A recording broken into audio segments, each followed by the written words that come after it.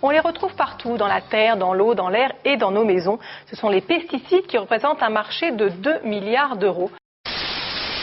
J'ai une seconde question. Y a-t-il dans les gâteaux que vous produisez de l'humain? Écoutez Madame Lucie, moi je suis fabricant de gâteaux soleil vert et ce que je peux vous dire c'est que... je ne sais pas. Personne ne sait. Mais ce sont de véritables cocktails chimiques dont on ne connaît pas toujours les conséquences à long terme pour l'homme. Et si au lieu de regarder la télé, on allait rencontrer directement les agriculteurs, ceux qui font vraiment bouger les choses.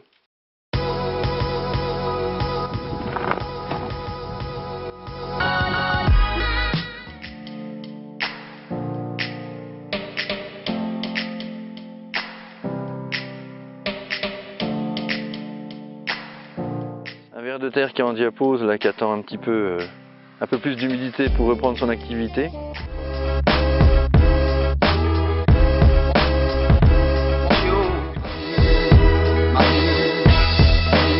Cette parcelle est en plus un témoin sans glyphosate mené avec la patte. Donc là on peut voir toutes les nodosités, ils sont bien roses. Pour gérer cette population-là de mélos, on positionne des perchoirs. Mettre en place un protocole avec l'aide d'étudiants ingénieurs en agriculture pour faire du comptage d'oiseaux.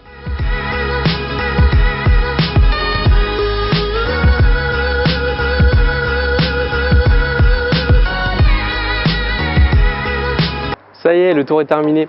Après 4 mois, 3350 km, 33 départements traversés et 71 rencontres effectuées, il est temps de faire un bilan.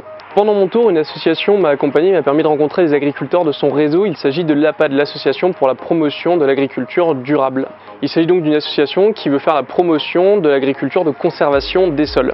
Et une chose est sûre, aujourd'hui, le public est concerné par l'état de nos sols, c'est-à-dire sa conservation ou encore la vie du sol. Lors de mon tour, les chercheurs, conseillers, différents instituts techniques ont aussi montré l'intérêt de devoir surveiller l'état de nos sols. Les agriculteurs aussi ont été très nombreux à montrer leur intérêt pour cette nouvelle pratique qui sera une troisième voie après l'agriculture conventionnelle et l'agriculture biologique. Ainsi, si vous êtes intéressé par l'agriculture de conservation des sols, par le rôle et les différentes actions de l'APAD et si vous voulez échanger sur mon tour de France à vélo de l'agriculture, je vous donne rendez-vous à l'AG de l'APAD justement le 5 février prochain.